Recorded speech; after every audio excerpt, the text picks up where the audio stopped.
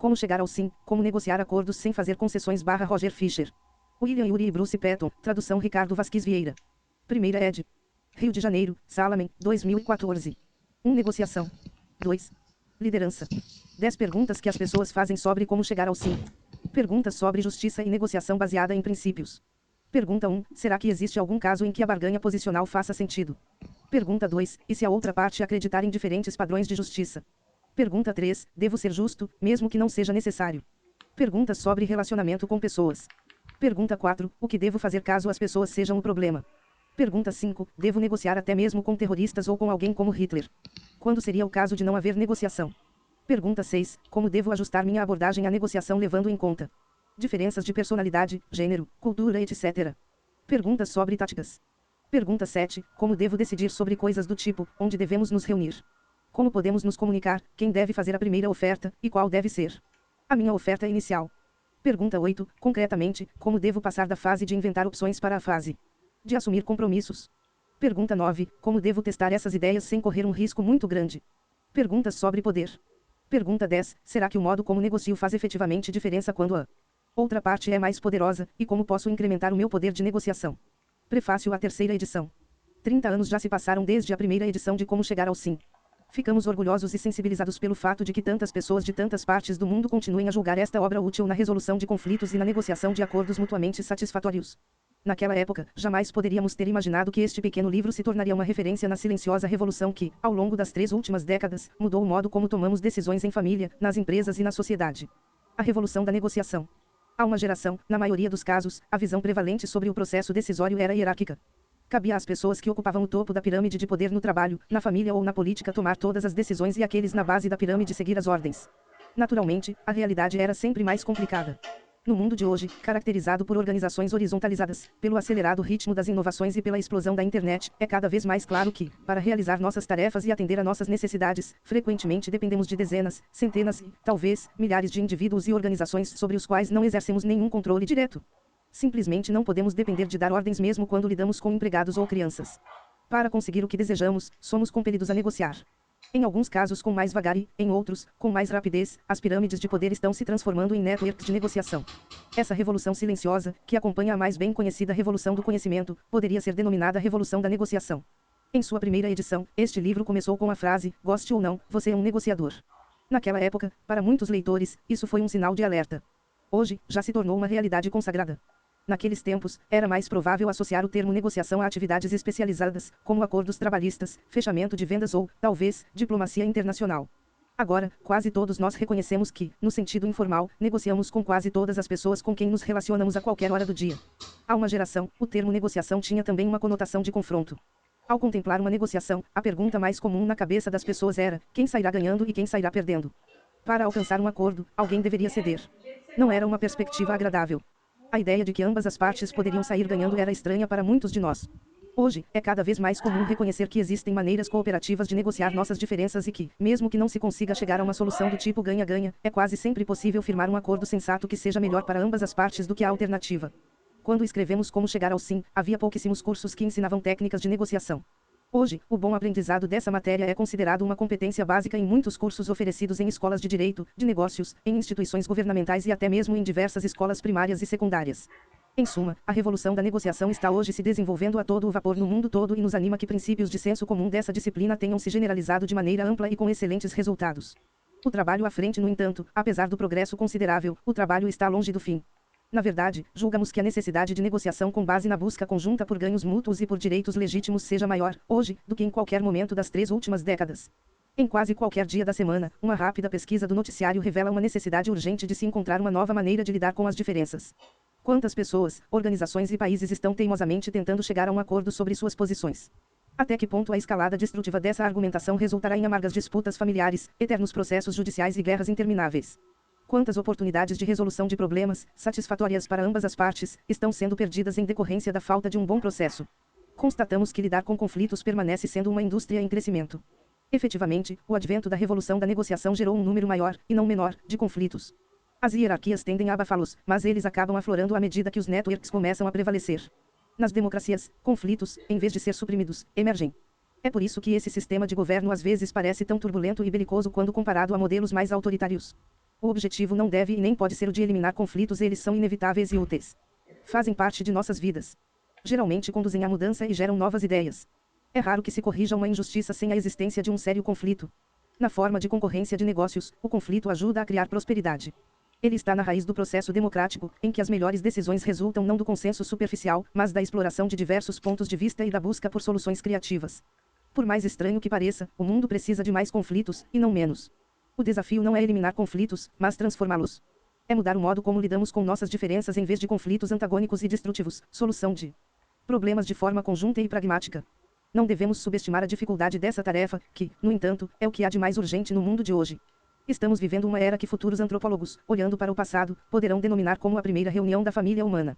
Pela primeira vez, graças à revolução da comunicação, a família humana, em sua totalidade, mantém um relacionamento. Todas as cerca de 15.000 tribos ou comunidades linguísticas do planeta têm consciência umas das outras. É, como em todas as reuniões de família, nem tudo é paz e harmonia. Há muito ressentimento, profundas divergências, iniquidades e injustiças. Mais do que nunca, confrontados com o desafio de conviver na era nuclear, em um planeta cada vez mais populoso, para nosso próprio bem e para o bem das gerações futuras, precisamos aprender a mudar o jogo básico de conflitos. Em resumo, o duro trabalho de conseguir chegar ao sim apenas começou. Esta edição. Com frequência, muitos leitores nos dizem que Como Chegar ao Sim continua sendo um guia acessível para a negociação colaborativa em uma enorme variedade de áreas. Ao mesmo tempo, temos consciência de que o público mais jovem às vezes fica intrigado com exemplos e histórias que eram comuns 30 anos atrás, mas gostaria de ver casos contemporâneos. Assim, os exemplos contidos nesta edição passaram por uma cuidadosa revisão e atualização e novos casos foram adicionados quando adequado. Nosso arsenal aumentou consideravelmente nesses 30 anos, o que se reflete em livros como Getting Past No, Difficult Conversations, Beyond Reason e The Power of a Positive No. Cada um deles explora importantes desafios no que diz respeito à solução colaborativa e eficaz de sérias diferenças. Não fizemos qualquer tentativa de sumarizar todo esse material nesta obra, uma vez que uma das virtudes de Como Chegar ao Sim é ser curto e claro. Em vez disso, nesta revisão, acrescentamos algumas ideias relevantes sempre que isso ajude a esclarecer nossa argumentação. Em outros trechos, efetuamos ligeiras revisões para atualizar nosso raciocínio. Por exemplo, tornamos nossa resposta à pergunta final do livro sobre o poder da negociação inteiramente coerente com o modelo dos 7 elementos da negociação, conforme o ensinamos na Escola de Direito de Harvard. Um ajuste que consideramos, mas posteriormente abandonamos, foi substituir a palavra separar por desenredar em separar as pessoas do problema, o poderoso passo inicial do método de negociação baseada em princípios. Alguns leitores entenderam essa frase como deixar de lado a dimensão pessoal da negociação e focar apenas no problema substantivo, ou ignorar as questões emocionais e agir de forma racional. Essa não é nossa intenção. Negociadores devem tornar prioridade, do começo ao fim da negociação, as questões que afetam as pessoas. Como frisamos no início do texto, negociadores são, antes de tudo, pessoas. Acreditamos que, ao desenredar as pessoas do problema, se torna possível ser afável em relação às pessoas e ao mesmo tempo duro em relação ao problema. Desde que nos mantenhamos respeitosos e atentos às questões pessoais, é possível fortalecer o relacionamento, mesmo que haja divergências quanto à substância. Finalmente, acrescentamos algum material referente ao impacto dos meios de comunicação na negociação. O crescimento dos e-mails e das mensagens de texto, além da criação de organizações virtuais, tornou essa questão uma variável importante, especialmente à luz de pesquisas que demonstram os efeitos produzidos por esses meios na dinâmica e resultado da negociação. Nosso futuro humano. Somos todos participantes de uma geração pioneira de negociadores. Embora a negociação, como parte do processo decisório, exista desde os primórdios da humanidade, ela jamais exerceu um papel tão central na vida humana e na sobrevivência da espécie. À medida que a revolução da negociação progride, nossa aspiração é que os princípios contidos neste livro continuem a ajudar as pessoas individual e coletivamente a negociar a miríade de dilemas de suas vidas. Como disse o poeta Wallace Stevens, após o último não, vem o sim, e deste sim depende o futuro da humanidade. Desejamos a você muito sucesso nessa trajetória para chegar ao sim. Introdução. Goste ou não, você é um negociador. Negociação é um fato da vida. Você discute um aumento de salário com seu chefe. Tenta chegar a um acordo com um estranho acerca do preço de sua casa. 2 advogados tentam chegar a um entendimento a respeito de uma ação judicial decorrente de um acidente de automóvel. Um grupo de empresas de petróleo planeja uma joint venture para exploração em alto mar. Um funcionário do governo municipal se reúne com líderes sindicais para evitar uma greve de transportes. O secretário de Estado dos Estados Unidos senta-se com seus pares russos para buscar um acordo de limitação de armas nucleares. Tudo isso é negociação. Todos os dias alguém negocia alguma coisa. Assim como Messier Jordan, de Molière, se encantou ao descobrir que, durante toda a sua vida, falava em prosa, as pessoas negociam, mesmo quando não têm consciência disso. Com seu cônjuge, você negocia aonde ir jantar, e com seus filhos o horário de dormir. A negociação é um meio básico de conseguir as coisas que você deseja de outras pessoas. É uma comunicação de ida e volta, concebida para que se chegue a um acordo quando você e a outra parte têm tanto interesses em comum quanto divergências, sem falar nos casos em que os interesses são simplesmente diferentes. Existe um número crescente de situações em que a negociação é necessária, conflitos são uma indústria em crescimento. Todos desejam participar de decisões que as afetem. Cada vez menos pessoas aceitarão decisões ditadas por terceiros. As pessoas não são iguais e usam a negociação para lidar com as diferenças. Seja no mundo dos negócios, no governo, ou na família, as pessoas chegam à maioria de suas decisões por meio de negociações. Mesmo quando vão a tribunal, quase sempre negociam um acordo antes do julgamento. Embora negociações ocorram diariamente, não é fácil se sair bem. Estratégias padrão geralmente deixam as pessoas insatisfeitas, desgastadas ou alijadas, frequentemente as três coisas. As pessoas se veem diante de um dilema. Acreditam que existam duas formas de negociação, afável ou dura. O negociador afável evita entrar em conflitos pessoais e faz concessões sempre que necessário para que se chegue a um acordo. Ele deseja resolver o problema amigavelmente e, no entanto, geralmente acaba se sentindo explorado e amargurado. O negociador duro enxerga qualquer situação como uma competição de vontades, em que se sai melhor o lado que se mantiver irredutível e conservar as posições mais extremas. Ele deseja sair ganhando. Contudo, geralmente acaba produzindo uma resposta igualmente dura que exaure seus recursos e a ele, pessoalmente, e deteriora o relacionamento com a outra parte. Outras estratégias padrão de negociação se encaixam em posições intermediárias, entre afáveis e duras, mas cada uma delas envolve uma tentativa de compensação entre obter o que se deseja e se relacionar com as pessoas. Existe um terceiro modo de negociar, um modo que não é afável nem duro, mas as duas coisas ao mesmo tempo. O método de negociação baseada em princípios, desenvolvido pelo projeto de negociação de Harvard, consiste em deliberar sobre as questões em pauta levando em conta os seus méritos e não promovendo um processo de regateio focado naquilo que cada lado afirma que fará ou deixará de fazer. O método sugere que se busquem ganhos mútuos, sempre que possível, e que, no caso de conflito de interesses, se insista em que o resultado tenha por base padrões justos, independentes das vontades de cada lado. O método de negociação baseada em princípios é duro em relação aos métodos, afável em relação às pessoas. Não emprega truques e nem assume posturas. A negociação baseada em princípios mostra como obter o que lhe é de direito sem ser indigno. Permite a você ser justo e, ao mesmo tempo, ficar protegido daqueles que desejam tirar vantagem de sua correção. Este livro trata do método de negociação baseada em princípios. O primeiro capítulo descreve os problemas que surgem a partir do uso de estratégias padrão de barganha posicional. Os 4 capítulos seguintes apresentam os 4 princípios do método. E os 3 últimos capítulos respondem às perguntas mais frequentes sobre o método, e se o outro lado for mais poderoso. E se eles não quiserem entrar no jogo? E se usarem truques sujos? A negociação baseada em princípios pode ser utilizada por diplomatas em discussões sobre controle de armamentos, por banqueiros de investimentos em negociação para a aquisição de empresas e por casais para decidir desde onde passar as férias até como dividir bens em caso de divórcio. Pode ser usada até mesmo em uma negociação com sequestradores para a liberação de reféns. Qualquer um pode usar o método. Cada negociação é diferente, mas seus elementos básicos jamais mudam. A negociação baseada em princípios pode ser usada com uma ou mais questões em disputa, com 2 ou mais lados, havendo rituais prescritos ou não, como em acordos coletivos, ou em uma negociação livre, improvisada com sequestradores. O método se aplica seja o outro lado experiente ou não, o negociador duro ou amigável. A negociação baseada em princípios é uma estratégia de uso geral. Diferentemente de quase todas as outras estratégias, se o outro lado aprender a usá-la, isso não dificulta sua aplicação, pelo contrário, a negociação torna-se mais fácil. Se as partes lerem este livro, ainda melhor. E o problema? Não barganhe por posições. Seja a negociação relativa a um contrato, a uma disputa familiar ou a um tratado de paz entre nações, as pessoas rotineiramente se envolvem em uma barganha posicional. Cada lado assume uma posição, luta por ela e faz concessões para chegar a um acordo. O exemplo clássico desse minueto negocial é o regateio que se desenvolve entre um cliente e um dono de brechó. Cliente comerciante. Qual é o preço deste prato de latão? Esta é uma bela antiguidade, não é? Acho que por $75 podemos fazer negócio. O quê? Mas está amassado. Olhe, dou $15. Nem pensar. Aceito vender por uma oferta séria, mas $15 certamente não é sério. Bem, eu poderia chegar a $20, mas jamais pagaria $75. Faça um preço realista. É difícil negociar com a senhora. $60, e vendo agora. Pago $25. Paguei muito mais do que isso por este prato. Faça uma oferta séria. O máximo a que posso chegar é $37,50. A senhora notou o trabalho de gravação. Olhe bem. Ano que vem, peças como esta valerão o dobro do que valem hoje. E por aí vai. Talvez cheguem a um acordo, talvez não. Qualquer método de negociação pode ser razoavelmente avaliado segundo 3 critérios: deve produzir um acordo sensato, caso um acordo seja possível, deve ser eficiente, e deve melhorar ou, pelo menos, não piorar o relacionamento entre as partes. Um acordo sensato poderia ser assim definido: atende, ao máximo possível, aos interesses legítimos de cada uma das partes, resolve conflitos de forma razoável, é duradouro e leva em conta interesses comunitários. A forma mais comum de negociação, ilustrada pelo exemplo anterior, depende de sucessivas tomadas de posição, que vão sendo modificadas em sequência. Assumir posições, como fazem a cliente e o comerciante, serve a alguns propósitos úteis em uma negociação. Comunica à outra parte o que você deseja, cria uma âncora em uma situação incerta e de pressão, e pode finalmente produzir os termos de um acordo aceitável. Entretanto, esses propósitos podem levar a outros caminhos. E a barganha posicional não atende a critérios básicos para a produção de acordos sensatos de forma eficiente e amigável. Discutir com base em posições produz resultados insensatos quando negociadores barganham posições, tendem a se enredar nelas. Quanto mais você esclarece sua posição e a defende de ataques, mais comprometido fica com ela. Quanto mais você tenta convencer o outro lado da impossibilidade de mudar sua posição de abertura, mais difícil se torna fazê-lo. Seu ego passa a se identificar com a sua posição.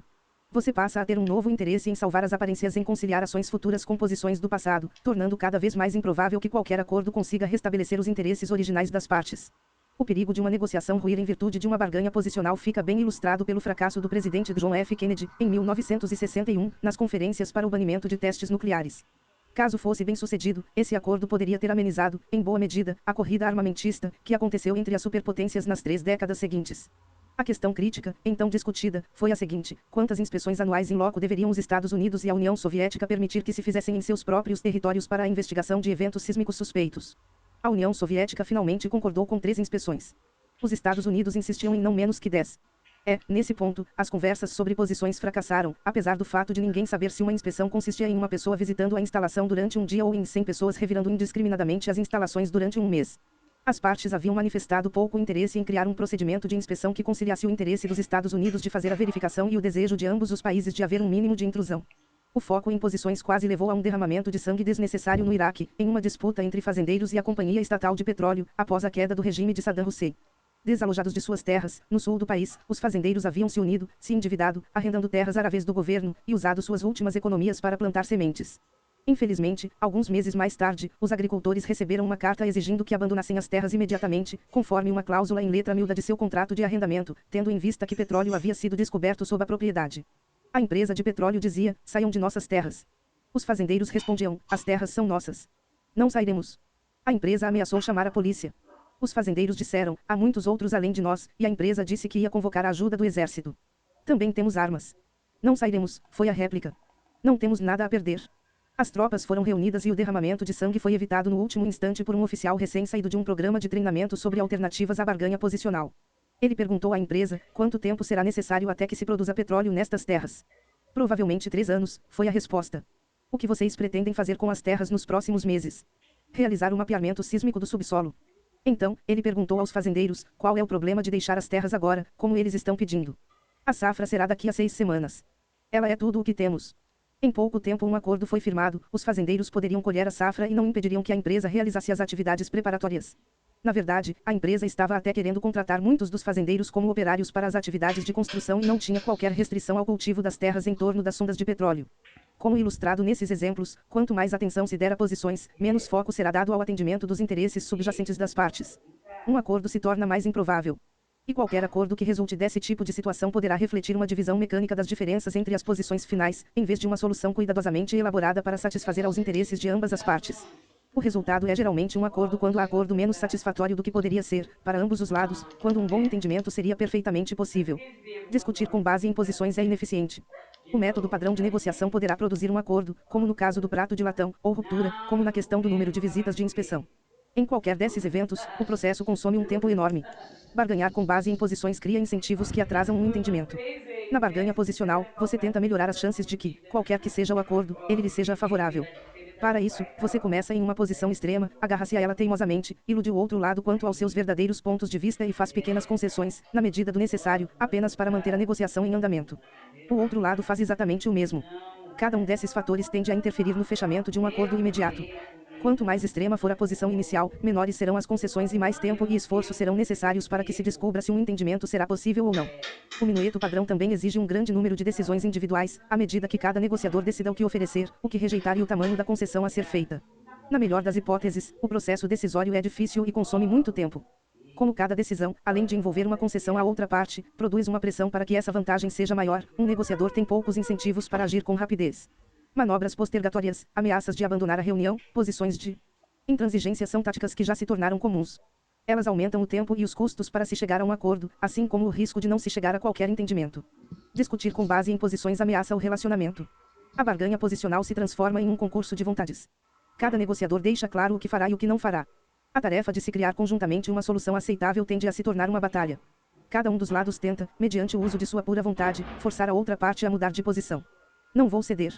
Se você quiser ir ao cinema, será para ver Avatar. Ou então ficamos em casa.